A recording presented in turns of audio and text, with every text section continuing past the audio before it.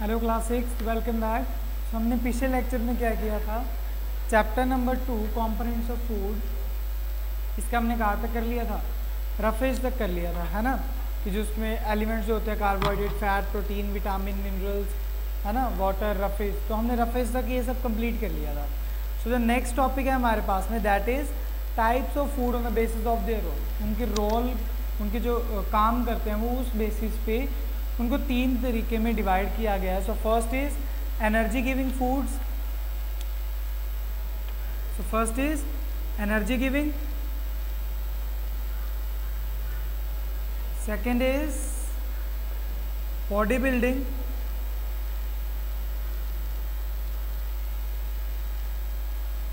And third one is protective food. ठीक है, तो ये आपके पास 3 तरह के फूड्स है, energy giving food, body building food and protective food. The first one is energy giving food, जो एनर्जी देते हैं। तो हमने कंपोनेंट स्टडी किए थे, जो हमें एनर्जी देते हैं वो कौन कौन से होते हैं, कार्बोहाइड्रेट्स एंड फैट्स। तो ये हमारे पास में एनर्जी गिविंग कॉन्स्टिट्यूएंट्स होते हैं। Next is body building food, body building कौन करते हैं हमारे पास में, वो भी हमने स्टडी किया था, that are proteins. So proteins आ गए। प्रोटेक्टिव फूड में हमारे पास में विटामिन एंड मिनरल्स आ गए। अब देखिए, प्रोटेक्टिव का मतलब यहाँ पे क्या है कि जो हमें बीमारियों से प्रोटेक्ट करते हैं, means there are some of the essential vitamin and minerals जो हमें क्या करते हैं, हमें प्रोटेक्ट करते हैं किसी भी डिजीज होने से, और अगर इनकी कमी हो जाए तो they will cause deficiency disease. Okay, so now the next topic is balanced diet. So balance diet क्या होता है, the name itself suggest that balance diet, कि डाइट को जब बैलेंस करके लिया जाता है that is called balance diet. Means जो हर एक कंपोनेंट जो वो इक्वल पोर्शन में हमारे फूड में हो, that is called balance diet. If you read about the definition in your book, a balance diet is a diet that contains all the essential nutrients in the proper amount, की जो सारे के सारे essential nutrients हैं अगर वो proper amount में हो तो हम उन्हें क्या बोल देते हैं, बैलेंस डाइट बोल देते हैं। Okay, so I have given a balanced diet chart of 12-year-old child, कि 12 साल के बच्चे के लिए जो हमारे पास में बैलेंस डाइट का एक चार्ट दिया गया, सो उसको आप इजीली देख सकते हैं। Okay, so now next is deficiency diseases. Deficiency diseases कौन सी होती है, जो किसी चीज़ की डेफिशिएंसी से हो जाती है। डेफिशिएंसी बोलते हैं कमी को। सो ऐसी डिजीजेस जो किसी चीज़ की कमी से हो जाती है, that are called deficiency diseases.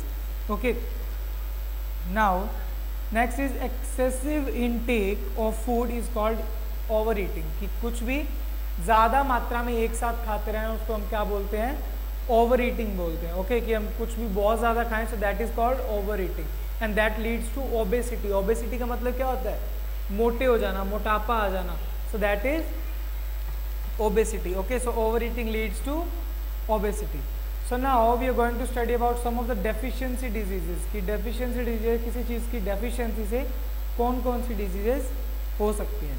So now first is deficiency of carbon, deficiency of carbohydrates. So carbohydrates की डेफिशिएंसी से क्या होता है, कार्बोहाइड्रेट्स क्या होता है, एनर्जी गिविंग फूड होता है, तो एनर्जी का सोर्स होता है ये। तो अगर हमारे पास में कार्बोहाइड्रेट की कमी हो जाएगी तो हमारी बॉडी क्या हो जाएगी, वीक हो जाएगी, लॉस ऑफ स्टेमिना। स्टेमिना का लॉस हो जाएगा तो इसका मतलब क्या होगा, बॉडी जो है हमारी बहुत जल्दी क्या करेगी, थका हुआ महसूस करने लगेगी। Okay, means we feel quickly tired. Okay, next is deficiency of protein. So proteins जो होते हैं ये क्या होते हैं, बॉडी बिल्डिंग फूड होते हैं, एज वी हैव स्टडीड। तो अगर बॉडी बिल्डिंग फूड की जो हमारे पास में कमी हो जाएगी तो क्या होगा, प्रोटीन से हमारी ग्रोथ होती है वो रुक जाएगी, है ना। न्यू सेल्स बनना और ओल्ड सेल का, डैमेज सेल का रिपेयर होना, वो होना बंद हो जाएगा। स्वेलिंग ऑफ फेस जो है हमारा वो क्या हो जाएगा, स्वेल हो जाएगा, सूज जाएगा। स्किन प्रॉब्लम्स हो सकती हैं हमें, डायोरिया, स्वेलन एब्डोमेन, ये हो सकता है।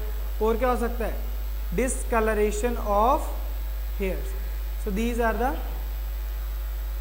द जनरल ड्रॉबैक्स, कि अगर हमारे पास में प्रोटीन की कमी हो जाए तो हमारे पास में दो, मतलब डेफिशिएंसी ऑफ प्रोटीन्स के रिगार्डिंग 2 डिजीज़ हैं जो हमारे पास में कौन से में है, हमारे पास में इधर है जो डिजीज़ जो हम अभी स्टडी करने वाले हैं, क्वाशियोर कोर एंड मैरास्मस। ओके, सो ये 2 डिजीजेस हैं जो हम इसके बाद में स्टडी करने वाले हैं। ओके,